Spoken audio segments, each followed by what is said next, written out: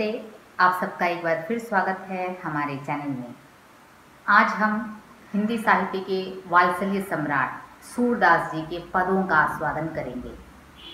सूरदास जी 15वीं century के poet थे।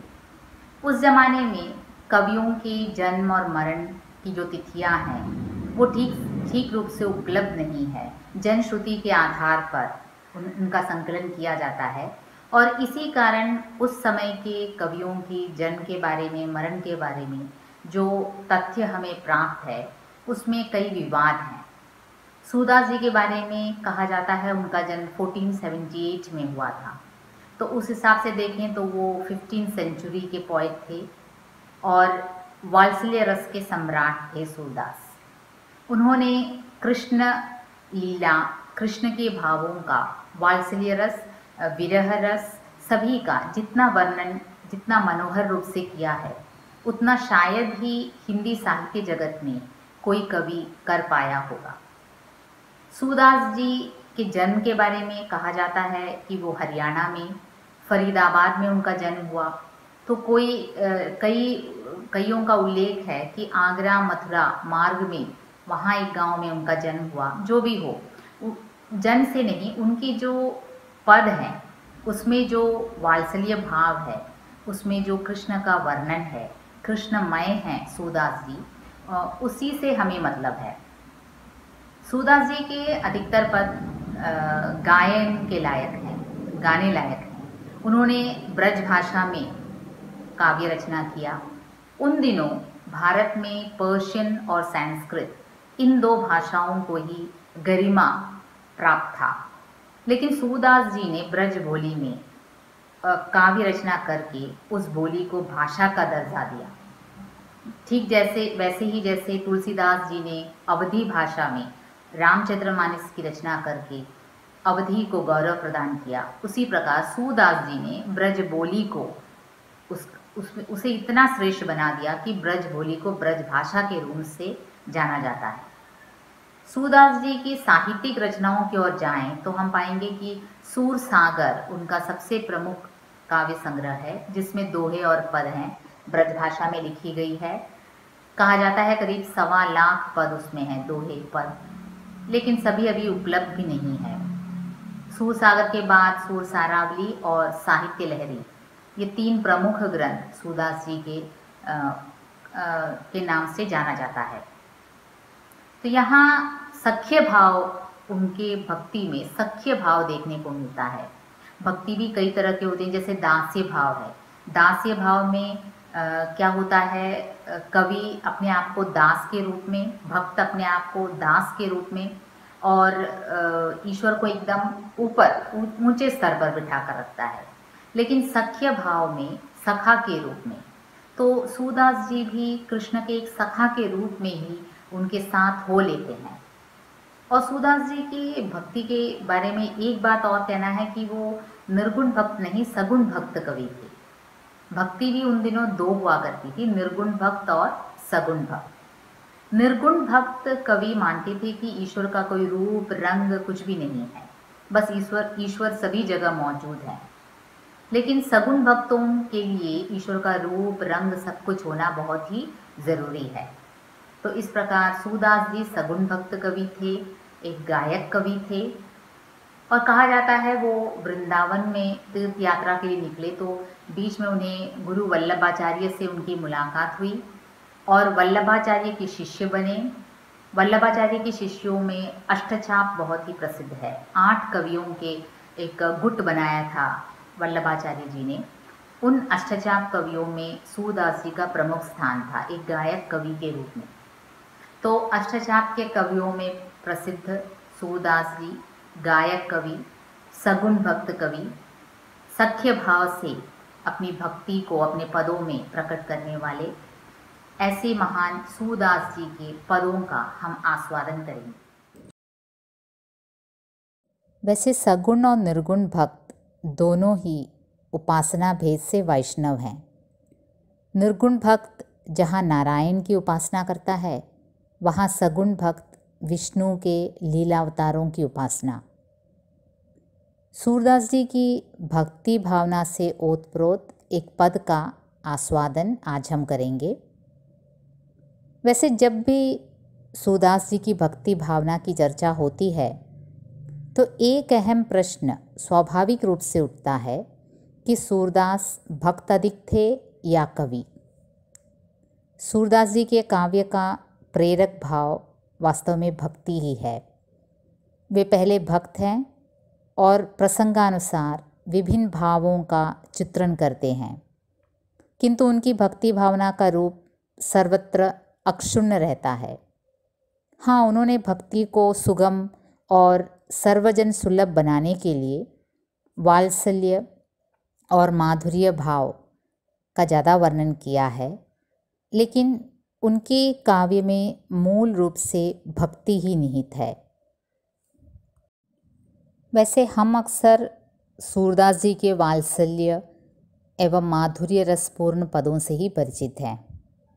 वात्सल्य रसपूर्ण पदों में कृष्ण की बाल लीलाओं का मनोरम वर्णन उन्होंने किया है और माधुर्य भाव में राधा और कृष्ण की प्रेममयी लीलाओं का वर्णन किया है, गोपिकाओं के विरह का वर्णन किया है। लेकिन सच तो यह है कि भक्ति के दार्शनिक स्वरूप की ओर भी सूरदास जी का ध्यान बराबर बना रहा। सिद्धांत पक्ष की स्थापना में उन्होंने वल्लभाचार्य के शुद्धाद्वैत का ध्यान रखा और ब्रह्म, जीव आदि का वर्णन करते समय सूक्ष्म बातों का भी यथास्थान उल्लेख किया है। इतना ही नहीं, ईश्वर, माया, जीव, काल, सृष्टि, रचना आदि का विशद वर्णन करके उन्होंने अपने भक्ति सिद्धांतों को पुष्ट और परिपूर्ण बनाया, जहाँ गहन दार्शनिकता आ गई है। और उसी गहन दार्शनिकता का उत्तम उदाहरण है विनय भक्ति पूर्ण उनका ये पद। नरते जन्म पाई कह कीनो, उदर भरियो कूकर सूकर लो, प्रभु को नाम न लीनो।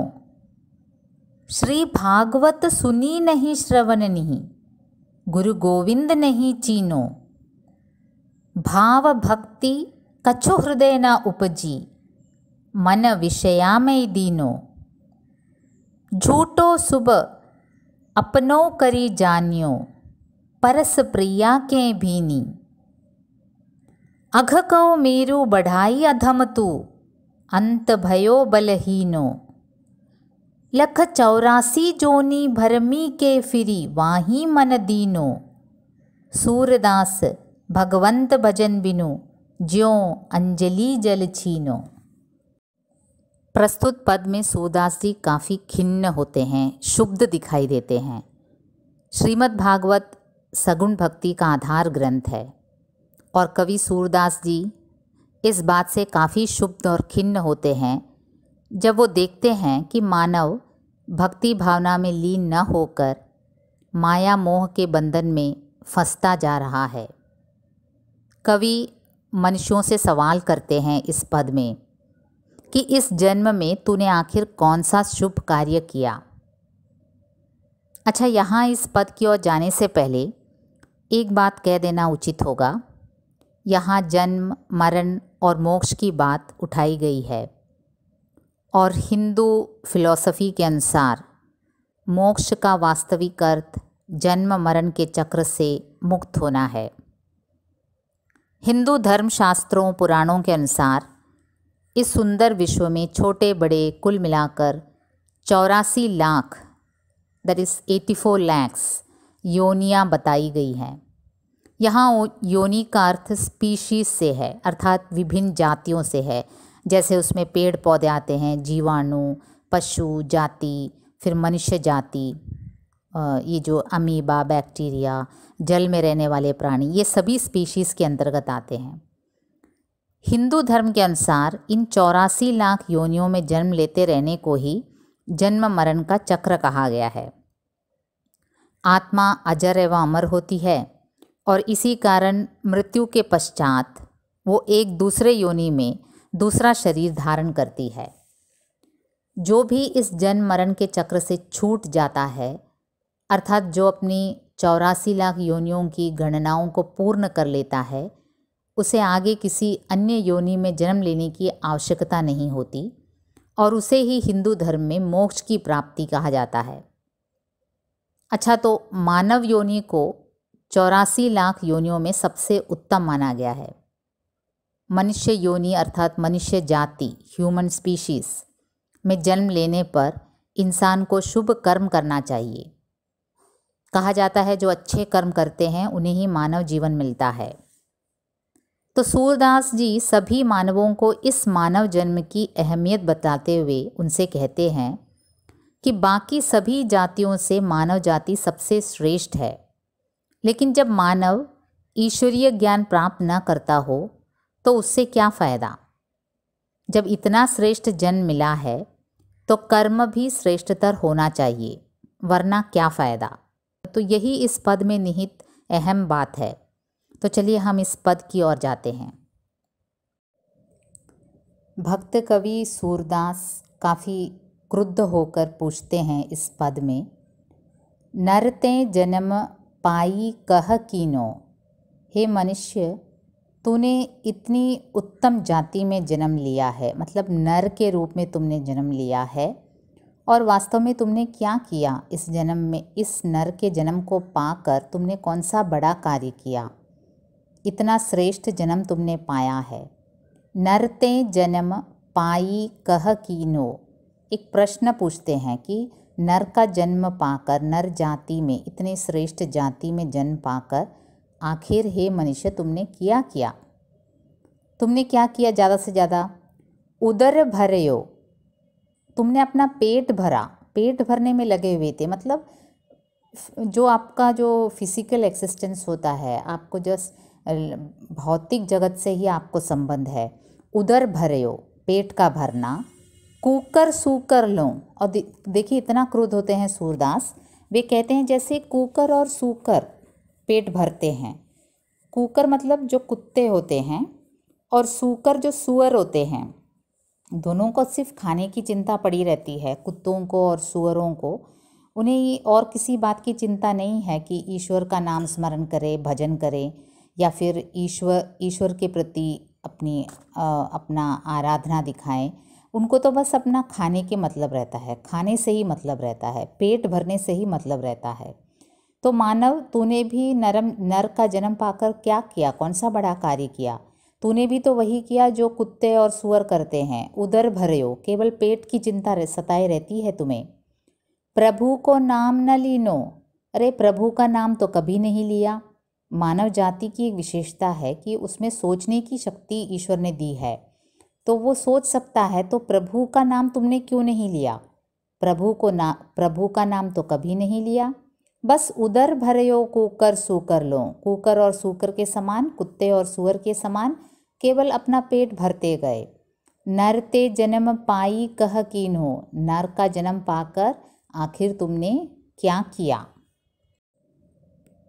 कवि फिर कहते हैं, हे मनुष्य, तूने श्री भागवत सुनी नहीं, श्रवणनी, न ही तूने श्रीमद् भागवत को सुनने अथवा उसे ग्रहण करने की कोशिश की है। श्रवणनी मतलब नहीं सुनना, तूने अपने कानों से श्रीमद् भागवत को न ही सुना है, न ही उसे समझने की कोशिश की है। और गुरु गोविंद नहीं चीनो, अरे तुमने गुरु और गोविंद दोनों को नहीं चीनो। चीनो मतलब पहचानना, गुरु को नहीं पहचाना। गुरु ही तुम्हें अंधकार रूपी अज्ञानता से प्रकाश रूपी ज्ञान की ओर ले जाता है, और तुमने गुरु को ना पहचाना और गोविंद को भी नहीं पहचाना। जब गुरु को पहचानोगे तभी तो ईश्वर के बारे में गुरु ज्ञान देंगे। तुमने ईश्वर को भी नहीं पहचाना।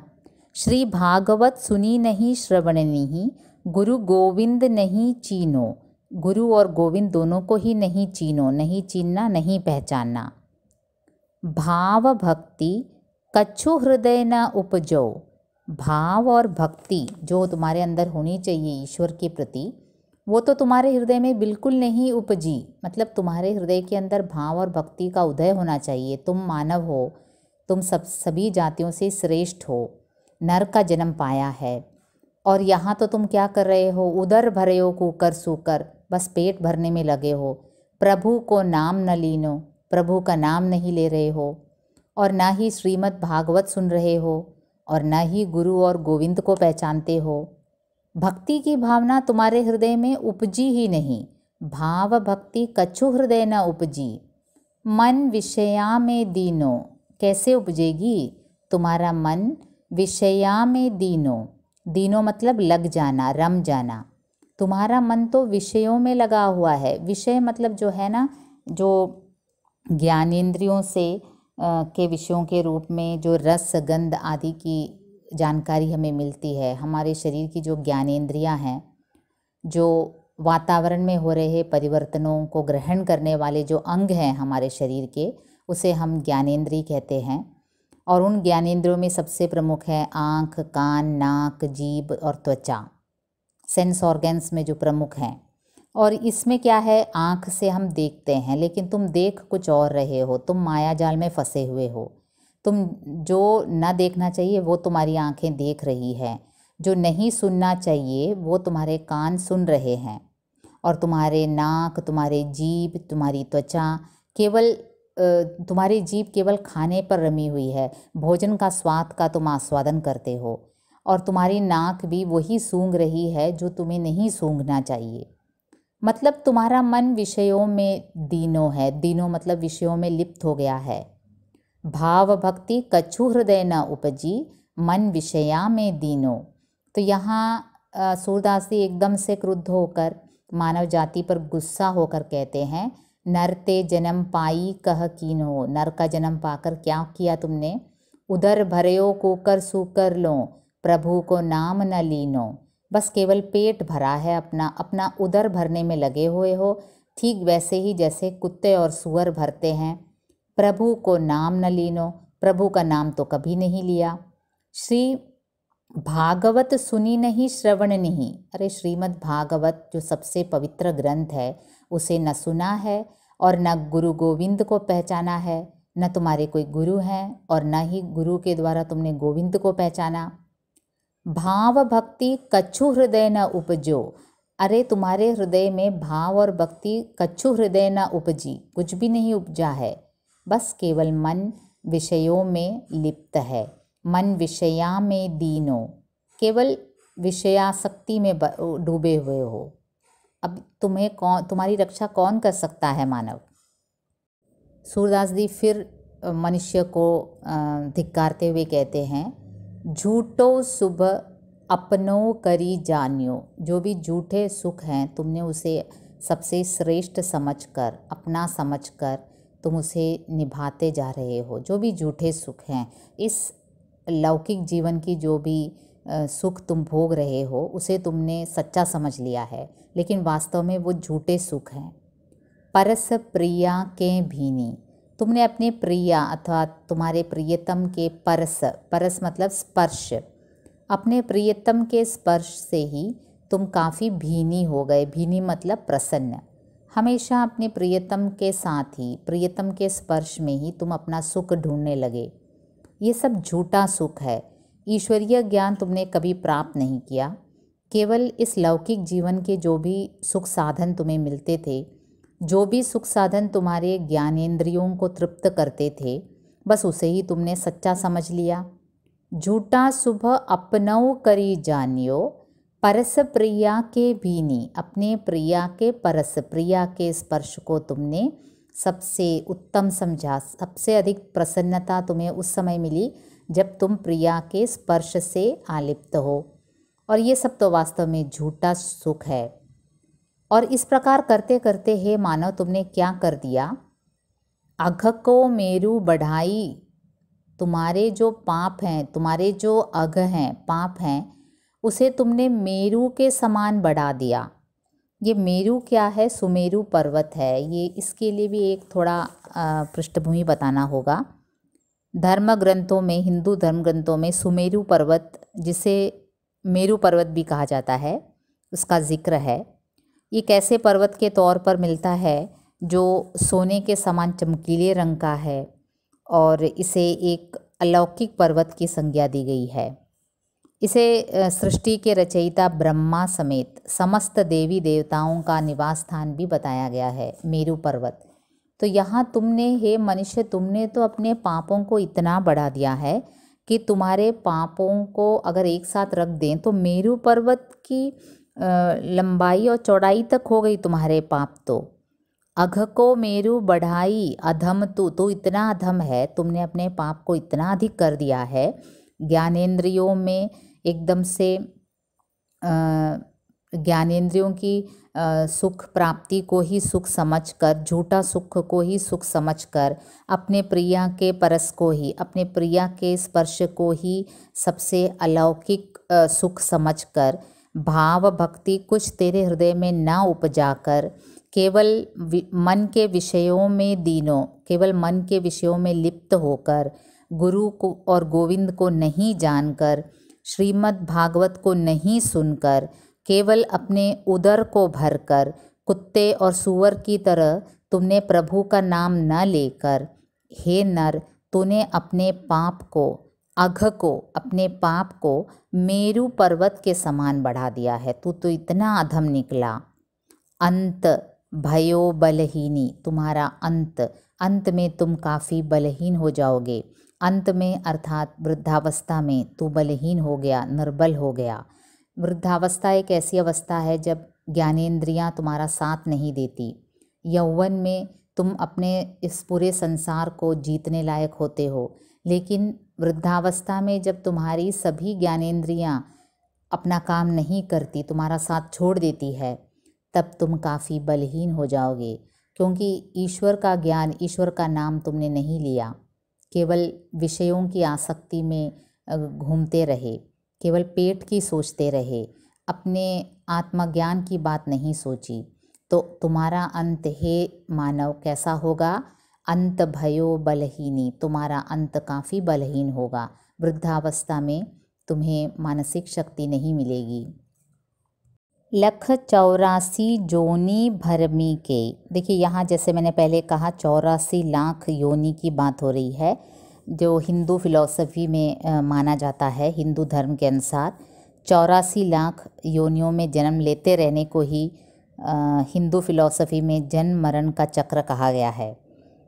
हिंदू धर्म में आत्मा को अजर एवं अमर माना जाता है, तो इसी कारण मृत्यु के पश्चात वो एक दूसरे योनि में दूसरा शरीर धारण करता है। तो जो भी इस जन्म मरण के चक्र से छूट जाता है, अर्थात जो अपना 84 लाख योनियों की गणनाओं को पूर्ण कर लेता है, उसे आगे किसी अन्य योनि में जन्म लेने की आवश्यकता नहीं होती, उसे मोक्ष की प्राप्ति होती है। लेकिन यहाँ सूरदास जी कहते हैं कि मनुष्य विषय की आसक्ति में इतना लिप्त है, माया के बंधन में इतना जकड़ गया है कि वो इन 84 लाख योनियों में घूमता ही रहता है। इसे मोक्ष की प्राप्ति कभी नहीं होगी। इन 84 लाख योनियों में, जातियों में सबसे श्रेष्ठ मानव जाति को माना गया है। और कवि ये आशा करते हैं कि जब नर ने, मानव जाति जो इन 84 लाख जातियों में सबसे श्रेष्ठ है, उसमें जन्म लिया है, तो उसे मोक्ष की प्राप्ति ज़रूर होनी चाहिए। लेकिन यहाँ क्या हो रहा है, ये मानव तो केवल विषयासक्ति में लिप्त हैं, और इसलिए इनकी जो आत्मा है वो इन 84 लाख योनियों में घूमते ही रहने के लिए अभिशप्त है। इन्हें कभी मोक्ष की प्राप्ति होने की कोई संभावना ही नहीं दिख रही है। लख 84 जोनी भरमी के, फिर वाही मन दीनो, फिर वहीं, वाही मीन्स उसी में, मन दीनो मन लगाया, तुम तो फिर उसी में मन लगाए बैठे हो। इन 84 लाख योनियों में घूमते रहने में ही तुम्हें मज़ा आ रहा है। अरे तुम्हें तो वक्त आ गया है कि इस जन्म मरण के चक्र से तुम छूट जाओ, अर्थात जो अपने 84 लाख योनियों की जो गणना है उसको पूर्ण कर लो और आगे निकलो, और उसमें तुम्हें किसी और अन्य योनि में जन्म लेने की आवश्यकता नहीं है। तुम्हें तो मोक्ष की प्राप्ति होनी चाहिए। लेकिन ये यहाँ क्या हो रहा है, लख 84 जोनी भरमी के, तुम तो ये 84 लाख योनियों में ही घूमते रहते हो। फिर वाही मन दीनो, तुम तो फिर उसी में मन लगाए हुए हो। सूरदास भगवंत भजन बिनु ज्यों अंजलि जल छीनो, सूरदास जी कहते हैं भगवान के भजन के बिना। यहाँ देखिए, ये सगुण भक्त कवि हमेशा ईश्वर का नाम स्मरण पर काफ़ी अहमियत देते थे। भगवान का नाम स्मरण, भजन करना उनके लिए काफ़ी इम्पॉर्टेंट था। तो वे कहते हैं सूरदास, भगवंत के भजन के बिना तुम्हारी हालत वैसे ही होगी जैसे अंजलि से जल निकल जाता है। जैसे अंजलि मतलब जो हाथ होता है ना, उसके अंदर आप एक हाथ से अगर पानी को लेते हैं, आप कितना भी संभल कर रखें, धीरे धीरे वो पानी निकल जाता है अपनी अंगुलियों के बीच से। तो तुम्हारी अवस्था भी वैसे ही होगी। ईश्वर का भजन अगर नहीं करोगे तो उस पानी के जैसे होगा, जो अंगुली से कितना भी आप टाइट करके पकड़ें वो निकल जाता है। तो तुम हे मनुष्य तुम संभल जाओ, नहीं तो सूर कहते हैं कि ईश्वर के भजन के बिना तुम उसी प्रकार क्षीण हो जाओगे जिस प्रकार अंजलि में भरा जल क्षीण हो जाता है, कम होता जाता है। देखिए 84 लाख योनियों में घूमने के बाद मनुष्य का शरीर प्राप्त होता है, इसे व्यर्थ नहीं करना चाहिए। यही सूरदास जी कहते हैं। मनुष्य का जन्म अगर मिला है तो श्रेष्ठतम जाति में जब तुम पैदा हुए हो, तो इसमें ईश्वर के भजन करके तुम्हें मोक्ष प्राप्त करने का समय आ गया है। मोक्ष प्राप्ति की ओर तुम्हारा ध्यान जाना चाहिए, न कि विषयासक्ति की ओर। तो हम इसे एक बार फिर टोटली पूरे पद को एक साथ देखते हैं। नरते जन्म पाई कह कीन हो। सूरदास जी कहते हैं, हे मनुष्य तुमने नर का जन्म पाकर क्या किया आखिर? उदर भरयो कुकर सूकर लो। तुमने ज़्यादा से ज़्यादा क्या किया? अपना उदर भरा, अपना पेट भरा। कैसे भरा? कुत्ते और सुअर की तरह। कुकर कुत्ता, सूकर सुअर। प्रभु को नाम न लीनो, तुमने कभी प्रभु का नाम नहीं लिया। श्री भागवत सुनी नहीं, श्रवण नहीं, और न ही श्रीमद् भागवत को कभी सुनने की कोशिश की, उसे समझने की कोशिश की। गुरु गोविंद नहीं चीनो, अरे गुरु का सामीप्य भी तुमने नहीं लिया, और न ही गोविंद का ज्ञान भी तुमने प्राप्त किया। जब गुरु का सामीप्य ही नहीं है तो गोविंद रूपी ज्ञान के बारे में तुम्हें भला कौन बताएगा। भाव भक्ति कछु हृदय न उपजी, तुम्हारे हृदय में न भाव और न भक्ति कुछ भी नहीं उपजी, कुछ भी नहीं उगा। मन विषया में दीनो, मन केवल विषयों में लगा रहा। मतलब कि जो ज्ञानेंद्रियां हैं जो तुम्हें माया के बंधन में बांधती जाती हैं, बस उसी में तुम लगे रहे। तुम्हारे आँख नाक कान जीभ त्वचा सभी तुम्हें सुख प्रदान करने में लगे रहे। झूठो शुभ अपनौ करी जानियो, तुमने झूठे सुख को अपना समझ लिया है। परस प्रिया के भीनी, तुम्हें प्रिया के स्पर्श को, परस मतलब स्पर्श, तुम्हें अपने प्रियतम के स्पर्श में ही तुमने सबसे अधिक प्रसन्नता पाई। भीनी मतलब प्रसन्न होना। और ये सब करके मतलब कि प्रिया के स्पर्श में आपूरित होकर, झूठे सुखों में लिप्त होकर, भाव भक्ति हृदय में न लाकर और मन को केवल माया बंधन में बांधकर, गुरु का सामीप्य न पाकर, भागवत न सुनकर और केवल कुत्ते और सुअर की तरह पेट भर कर प्रभु का नाम न लेकर तुमने क्या किया? अघ को मेरु बढ़ाई अधम तू कितना अधम है कि तूने अपने अघ को, अघ मीन्स पाप, तुमने अपने पापों का मेरु इतना बढ़ा दिया। मतलब तुम्हारे पाप बढ़ बढ़कर एक पर्वत के समान, सुमेरु पर्वत के समान इतना विशाल हो गया कि अंत भयो बलहीनो, तुम्हारा अंत काफ़ी बलहीन होगा, तुम्हारी वृद्धावस्था तुम काफ़ी बलहीन होगी। लख 84 जोनी भरमी के फिरी बाही मन दीनो, अरे तुम 84 लाख योनियों में भ्रमण करते ही रहोगे। तुम्हारी जो आत्मा है कभी मोक्ष प्राप्त नहीं होने वाली, क्योंकि तुम 84 लाख योनियों में, 84 लाख जाति में कभी चूहे के जन्म लोगे, कभी कीड़े मकोड़े के जन्म लोगे। तो इस प्रकार तुम 84 लाख योनियों में घूमते ही रहोगे। इन 84 लाख योनियों में सबसे श्रेष्ठ मानव जन्म तुमने जब पाया है तो तुम्हें क्या चाहिए था कि ईश्वर का स्मरण करके तुम्हें मोक्ष प्राप्ति की ओर जाना चाहिए था। लेकिन नहीं, कुछ भी नहीं दिख रहा है। लक्षण तो ऐसे दिख रहे हैं कि तुम इस 84 लाख योनियों में ही घूमते रहोगे, भ्रम में फिरते रहोगे, भ्रमण करते रहोगे। वाही मन दीनो, उसी में, वाही उसी में तुम्हारा मन दीनो, मन लगेगा। सूरदास भगवंत भजन बिनु ज्यों अंजलि जल छीनो, अपने पद के अंत में कवि कहते हैं, सूरदास कहते हैं कि भगवंत के भजन के बिना उसी प्रकार तुम्हारा जीवन होगा जैसे अंजलि से जल निकलता जाता है, छूटता जाता है। तुम्हें वास्तविक मोक्ष की प्राप्ति सुख कभी न होगी। जिस प्रकार तुम्हारे हाथ की अंजलि में पानी जितना भी आप कसकर बांधो उंगलियों के बीच से निकल ही जाएगा, उसी प्रकार तुम्हारा जीवन भी व्यर्थ हो जाएगा। आशा करती हूँ मैं इस दार्शनिक पद को समझाने में समर्थ हुई हूँ। इसका मलयालम वर्जन भी आगे देखेंगे।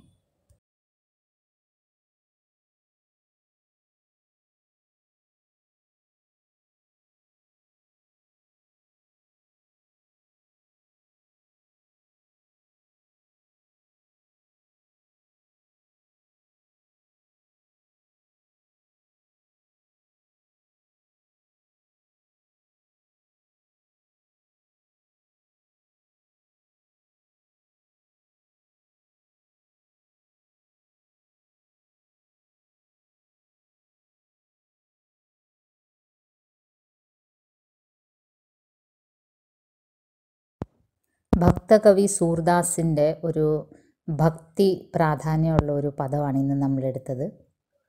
യൂഷ്വലി നമ്മൾ സൂർദാസിൻ്റെ വാത്സല്യരസം നിറഞ്ഞ പദങ്ങളാണ് കൂടുതലും കാണാറുള്ളത്, ആസ്വദിച്ചിട്ടുമുള്ളത്. അല്ലെ പിന്നെ മാധുര്യരസ്, കൃഷ്ണൻ്റെ പ്രേമലീലകൾ, അതൊക്കെയാണ് നമ്മൾ കൂടുതലും കണ്ടിട്ടുള്ളത്. പക്ഷേ അദ്ദേഹം വൈഷ്ണവ സമ്പ്രദായത്തിൽ വിശ്വസിക്കുന്നൊരു വ്യക്തിയായിരുന്നു. ശ്രീമദ് ഭാഗവതത്തിൻ്റെ പാരായണം അദ്ദേഹത്തിനെ സംബന്ധിച്ച് വളരെ പ്രാധാന്യം നിറഞ്ഞായിരുന്നു. മനുഷ്യജന്മം എടുത്ത എല്ലാവരും ശ്രീമദ് ഭാഗവത് പാരായണം ചെയ്യണം എന്ന് വളരെ നിർബന്ധമുള്ളൊരു വ്യക്തിയായിരുന്നു സൂർദാസ്. അപ്പോൾ ഈ അന്നത്തെ കാലഘട്ടവും നമ്മൾ ഈ സൂർദാസ്, കബീർദാസ് എന്ന പോയറ്റ്സൊക്കെ നമ്മൾ ആസ്വദിക്കുമ്പോൾ, അവരുടെ പദങ്ങളൊക്കെ നമ്മൾ ആസ്വദിക്കുമ്പോൾ ആ ഒരു 15th സെഞ്ച്വറിയിലെ ഇന്ത്യ, 15th സെഞ്ച്വറി ഇന്ത്യയിലെ സാമൂഹിക പശ്ചാത്തലം, മുഗൾ ആക്രമണം, അപ്പം വളരെ ഭയം നിറഞ്ഞൊരു അന്തരീക്ഷം ഹിന്ദു സമൂഹത്തിൻ്റെ ഇടയിൽ. അപ്പോൾ അതിനിടയിൽ ഈ ഭക്തി അവർക്കൊരു ആശ്വാസമായിരുന്നു. ഈ ഭക്തി ആന്തോലൻ്റെയൊക്കെ ഉറവിടം അതാണ് സൂചിപ്പിക്കുന്നത്. ഈ പദവും അതുപോലെയാണ്. ഭക്തിയുടെ പ്രാധാന്യം, മനുഷ്യജന്മത്തിൻ്റെ പ്രാധാന്യം, പിന്നെ ഈ ഹിന്ദു ഫിലോസഫിനോട് സംബന്ധിച്ച് ചില കാര്യങ്ങൾ ഇതിൽ എടുത്തു പറയുന്നുണ്ട്. നമ്മളൊരു മനുഷ്യജന്മം എടുക്കുമ്പോൾ, നമ്മൾ മരിക്കുമ്പോൾ നമ്മുടെ ആത്മാവ് വേറെ പല യോനികളിലൂടെ പാസ് ചെയ്ത് പല ജന്മങ്ങൾ നമ്മൾ എടുക്കുന്നു എന്നാണ് ഹിന്ദു മതവിശ്വാസം. അപ്പം അങ്ങനെ നോക്കുമ്പോൾ അവരൊരു 84 lakhs സ്പീഷീസിലൂടെ പുനർജന്മം നമ്മൾ എടുക്കുന്നു എന്നാണ് അവർ വിശ്വസിക്കുന്നത്. അപ്പോൾ ഈ ഒറിജിൻ ഓഫ് സ്പീഷീസിനെ സംബന്ധിച്ച് ഓരോ മതവിഭാഗങ്ങൾക്കും ഓരോ വിശ്വാസമാണ്. ഇപ്പോൾ ഡാർവിൻ്റെ ഒറിജിൻ ഓഫ് സ്പീഷീസ് ഒരു വശത്ത് നിൽക്കുന്നു, ക്രിസ്ത്യൻ വിഭാഗത്തിലുള്ള വേറൊരു രീതിയിലുള്ള ഒറിജിൻ ഓഫ് സ്പീഷീസിനെ പറ്റി അവർ പറയുന്നു.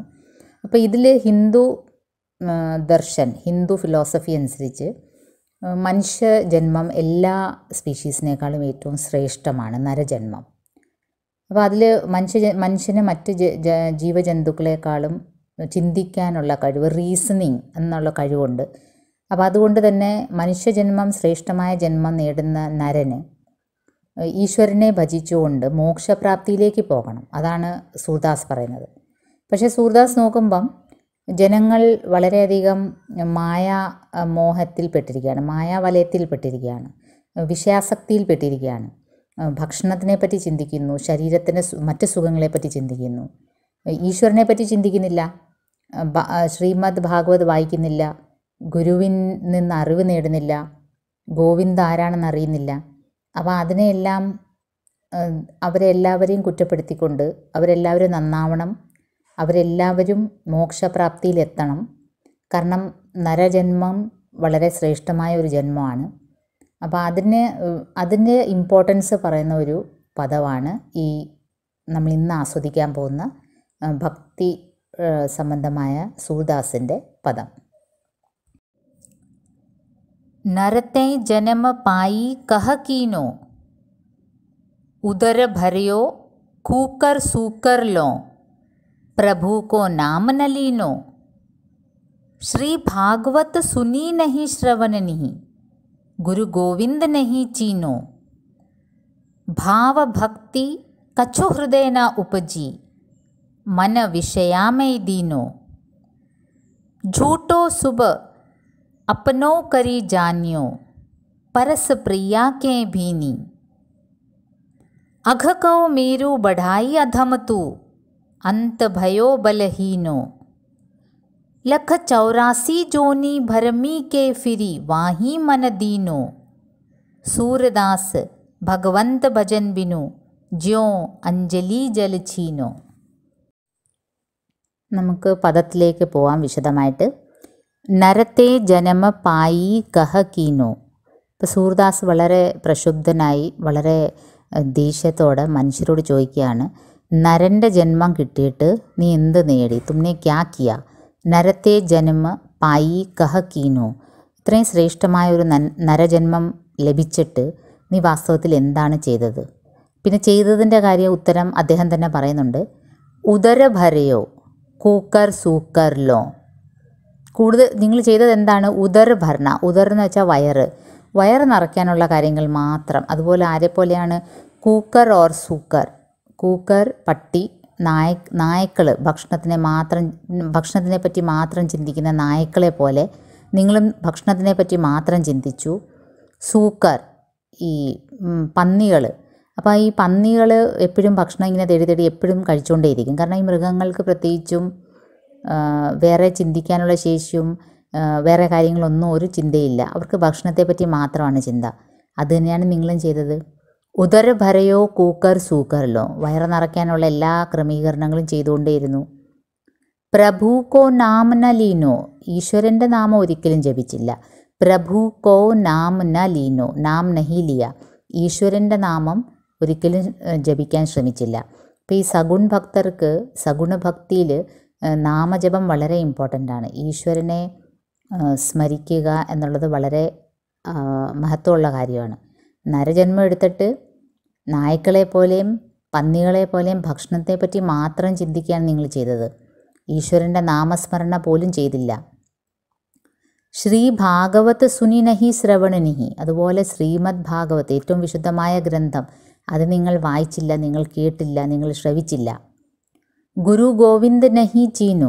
അതായത് ഗുരുവില്ല നിങ്ങൾക്ക്, ഗോവിന്ദും ഇല്ല. ഗുരു ഉണ്ടെങ്കിലല്ലേ ആ അജ്ഞാനത്തിൽ നിന്ന് നിങ്ങളെ പ്രകാശത്തിലേക്ക് ജ്ഞാനത്തിലേക്ക് നയിക്കൂ. അതും നിങ്ങൾക്കില്ല. ഇപ്പോൾ ഗുരു ഇല്ലാത്തതുകൊണ്ട് ഗോവിന്ദ് ആരാണെന്ന് നിങ്ങൾക്ക് അറിഞ്ഞുകൂടാ. ഗോവിന്ദ് എന്ന് പറയുമ്പോൾ ഈശ്വരൻ ആരാണെന്ന് നിങ്ങൾക്ക് അറിഞ്ഞുകൂടാ. കാരണം നിങ്ങൾക്ക് ഗുരുവിൻ്റെ സാമീപ്യം ഇല്ല. നിങ്ങൾ ഗുരുവിൻ്റെ സാമീപ്യം ആവശ്യപ്പെട്ടിട്ടുമില്ല, തേടിപ്പോയിട്ടുമില്ല. അപ്പം നരത്തെ ജന്മ പായി കഹ കീനോ. നരജന്മത്തെ പോലെ ശ്രേഷ്ഠമായ ഒരു ജന്മം കിട്ടിയിട്ട് നിങ്ങൾ എന്താണ് ചെയ്തത്? ഉദരഭരയോ കൂക്കർ സൂക്കറിലോ. വയറ് നിറച്ചു നായ്ക്കളെ പോലെയും പന്നികളെ പോലെയും. പ്രഭു കോ നാം ന ലീനോ. ഈശ്വരൻ്റെ നാമം ഒരിക്കലും എടുത്തില്ല. ശ്രീ ഭാഗവത് സുനിനഹി ശ്രവണനിഹി. ശ്രീമദ് ഭാഗവത് കേൾക്കാനും പോയില്ല, ശ്രവിക്കാനും പോയില്ല. ഗുരു ഗോവിന്ദ് നഹി ചീനോ. ഗുരുവിനെയും ഗോവിന്ദനെയും നിങ്ങൾക്ക് അറിഞ്ഞുകൂടാ. അവരെ അറിയാനും നിങ്ങൾ ശ്രമിച്ചില്ല. പിന്നീട് അദ്ദേഹം പറയാണ്, ഭാവഭക്തി കച്ചു ഹൃദയന ഉപജി. നിങ്ങളുടെ ഹൃദയത്തിൽ ഭാവം, ഭക്തി, ഈശ്വരീയ ഭാവം, ഈശ്വരനോടുള്ള ഭക്തി ഒന്നും ഉപജി എന്ന് വെച്ചാൽ ഒന്നും നിങ്ങളുടെ ഹൃദയത്തിൽ അങ്ങനെ ഉണർന്നു വന്നില്ല. നിങ്ങളുടെ ഹൃദയത്തിൽ അങ്ങനൊരു ആഗ്രഹമേ ഉദിച്ചില്ല. മൻ വിഷയാമേ ദീനോ. നിങ്ങളുടെ മനസ്സ് ഇന്ദ്രിയങ്ങൾ, നിങ്ങളുടെ മായാമോഹത്തിൽ പെട്ടിരിക്കുകയാണ്. അതിലാണ് നിങ്ങൾ ലിപ്തരായിരിക്കുന്നത്. നിങ്ങൾക്കാകെ നിങ്ങളുടെ ജ്ഞാനേന്ദ്രിയങ്ങൾക്ക് സുഖം കിട്ടുന്ന കാര്യങ്ങൾ മാത്രമേ നിങ്ങളുടെ മനസ്സ് കേന്ദ്രീകരിച്ചുള്ളൂ. ഇപ്പോൾ ജ്ഞാനേന്ദ്രിയങ്ങൾ എന്ന് പറയുമ്പോൾ നമ്മുടെ കണ്ണ്, മൂക്ക്, നാക്ക്, ത്വച്ച, നമ്മുടെ സ്കിൻ, ഇതിനെല്ലാമൊക്കെ ആസ്വാദനം കിട്ടുന്ന കാര്യങ്ങളെല്ലാം നിങ്ങൾ ചെയ്തു. ഭക്തിഭാവം നിങ്ങളുടെ ഹൃദയത്തിൽ അല്പം പോലും ഉദിച്ചില്ല. ഝൂട്ടോ സുബ് അപ്പനോ കരി ജാന്യോ. എല്ലാ സുഖങ്ങളും ഈ ഝൂട്ടാ സുബ്, ഈ പൊള്ളയായ കാര്യങ്ങളെല്ലാം നല്ലതാണെന്നും പറഞ്ഞ് നിങ്ങൾ ചെയ്തുകൊണ്ടേയിരുന്നു. പരസപ്രിയാക്കേ ഭീനി. നിങ്ങളുടെ പ്രിയതമൻ, നിങ്ങളുടെ പ്രിയതമയുടെ സ്പർശം, അത് മാത്രം നിങ്ങൾക്ക് ഇഷ്ടപ്പെട്ടുകൊണ്ടേയിരുന്നു. എന്നുവെച്ചാൽ നിങ്ങൾ ഈശ്വരനെ മറന്ന് ലൗകിക സുഖങ്ങളിൽ മുഴുകിയിരുന്നു. എന്നിട്ട് ആ ഝൂട്ടോ, അതെല്ലാം കള്ളത്തരമാണ്, പൊള്ളയാണ്, ഈശ്വരനാണ് സത്യം എന്നറിയാതെ നിങ്ങൾ അതിനെ തന്നെ എന്തോ ശ്രേഷ്ഠമായ കാര്യമാണ് നിങ്ങൾ ചെയ്തതെന്നും പറഞ്ഞ് നിങ്ങൾ അതിൽ തന്നെ മുഴുകിയിരുന്നു. അപ്പം പ്രിയതമയുടെ സ്പർശം, പിന്നെ നിങ്ങൾ എന്താ ചെയ്തത്? നായ്ക്കളെ പോലെയും കന്നുകാലികളെ പോലെ ഭക്ഷണം മാത്രം ചിന്തിക്കുക, ഈശ്വരനാമം ജപിക്കാതിരിക്കുക, ശ്രീമദ് ഭാഗവത്ത് ശ്രവിച്ചിട്ടേയില്ല, ഗുരുവിൻ്റെ സാമീപ്യവും ഇല്ല, ഗോവിന്ദനെ അറിഞ്ഞുമില്ല. അഘകൗ മേരു ബഢായി അധമത്തു, നീ ഇത്രയും അധമാണ്. അധം എന്ന് വെച്ചാൽ നീ ഇത്രയും നീചനാണ്. നിൻ്റെ നിൻ്റെ പാപങ്ങൾ, മീൻസ് പാപങ്ങൾ, നിൻ്റെ പാപങ്ങളെല്ലാം ഇപ്പം എല്ലാം കൂടെ കൂട്ടി വെച്ചാൽ മേരു പർവ്വതം പോലെ ആയല്ലോ. മേരു എന്ന് പറയുമ്പോൾ സുമേരു പർവ്വതമാണ്. അത് ബ്രഹ്മാവ് വസിക്കുന്ന വലിയ പർവ്വതമാണെന്നാണ് നമ്മുടെ ഹിന്ദു പുരാണങ്ങളിൽ പറയുന്നത്.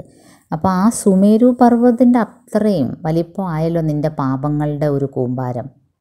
അന്ത് ഭയോ ബലഹീനോ, നിൻ്റെ അന്ത്യം, നിൻ്റെ വയസ്സാം കാലത്ത്, വൃദ്ധാവസ്ഥയിൽ നീ വളരെ ബലഹീനയായിരിക്കും. കാരണം നിനക്ക് ആത്മചൈതന്യമില്ല. നീ നല്ല യൗവന സമയത്ത് ഈശ്വരനെ ഭജിച്ചില്ല. അപ്പം വൃദ്ധാവസ്ഥയിൽ നിൻ്റെ ശരീരം തോറ്റുപോകും, ബലമില്ലാതാവും, നിൻ്റെ ശരീരത്തിന് ബലമില്ലാതാവും. ആ സമയത്ത് നിനക്ക് മാനസിക ശക്തിയും കിട്ടില്ല. കാരണം നീ ജീവിച്ചിരുന്ന സമയത്ത് ഈശ്വരനെ ഭജിച്ചില്ല. അഘകൗ മേരു ബഢായി അധമത്തു, തു കിത്തന അധം ഹെ, നീ എത്ര ദുഷ്ടനാണ്, നീചനാണ്. നിൻ്റെ പാപങ്ങളെ നീ ഇങ്ങനെ മല പോലെ വളർത്തിക്കൊണ്ടുവന്നു. അപ്പം നിൻ്റെ അവസാന നാളുകളിൽ നിനക്ക് മാനസിക സുഖവും ശാന്തിയും കിട്ടാൻ ഒരു സാധ്യതയില്ല. നീ ബലഹീനനായി മാറും. ലഖ 84 ജോനി ഭർമി കെ ഫിരി വാഹി മനദീനോ. അപ്പം നോക്കിയേ, നേരത്തെ പറഞ്ഞ പോലെ 84 ലക്ഷം, 84 ലാഖ്, ലാഖ് എന്ന് വെച്ചാൽ ലക്ഷങ്ങൾ, 84 ലക്ഷം യോനികളിലൂടെ കറങ്ങി നടക്കുന്നതാണ് നിൻ്റെ യോഗം. എന്നുവെച്ചാൽ ഈ കറക്കത്തിൽ നിന്ന് മോക്ഷം നേടുന്ന ആൾക്കാണ് മോക്ഷം ലഭിക്കുക എന്ന് പറയുന്നത്. അപ്പം നരനായിട്ട് ജനിക്കുന്നവൻ ഈശ്വരനെ സ്മരിച്ചിട്ടാണ് ഈ ഒരു ലെവലിലേക്ക് എത്തുന്നത്. നരജന്മം കിട്ടുന്നത് തന്നെ ഭാഗ്യപ്പെട്ട ജന്മമാണ്. അത് ഈശ്വരനെ ജപിച്ച് ജീവിക്കുകയാണെങ്കിൽ നിനക്ക് മോക്ഷം പ്രാപിക്കും.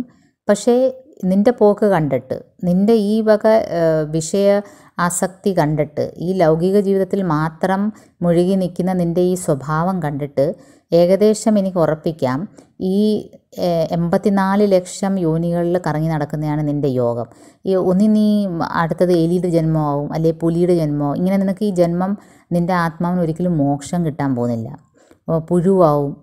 അങ്ങനെ ഏതൊരു ജന്മത്തിലും അതിൽ വൃക്ഷങ്ങളും ഉണ്ട്. ഈ എല്ലാം 84 ലക്ഷം ജീവജാലങ്ങൾ, വെള്ളത്തിലുള്ളതും വായുവിലുള്ളതും, ഇതിലെല്ലാം നീ ഇങ്ങനെ കറങ്ങി നടക്കാനാണ് നിൻ്റെ യോഗം. സൂർദാസ് ഭഗവന്ത് ഭജൻ ബിനു ജോ അഞ്ജലി ജൽ ഛീനോ. അവസാന ഈ പദത്തിൽ സഹികെട്ട് സൂർദാസ് പറയാണ്, ഈശ്വരനെ ഭജിച്ചില്ലെങ്കിൽ, ഭഗവന്ത് ഈശ്വരനെ ഭജിച്ചില്ലെങ്കിൽ, ബിനു ഉസ്കെ ബിന, ഈശ്വർ കെ ഭജൻ കെ ബിന, അതില്ലാതെ, അഞ്ജലി ജല ഛീനോ, നമ്മളെ കൈക്കുമ്പിളിൽ നമ്മൾ വെള്ളം എടുക്കുമ്പോൾ എത്ര നമ്മൾ ശ്രമിച്ചാലും ആ വെള്ളം ഇങ്ങനെ ഊർന്നു പോകും നമ്മുടെ വിരലുകളുടെ ഇടയിലൂടെ. അഞ്ജലി നമ്മളിങ്ങനെ കൈക്കുമ്പിൽ വെള്ളം എടുക്കുന്ന, അതേപോലെ അതിൻ്റെ അകത്ത് ഛീനജാനെന്ന് വെച്ചാൽ ഊഴ്ന്നു പോവുക, താഴ്ന്നു പോവുക. അങ്ങനെയായിരിക്കും നിൻ്റെ ജീവിതം.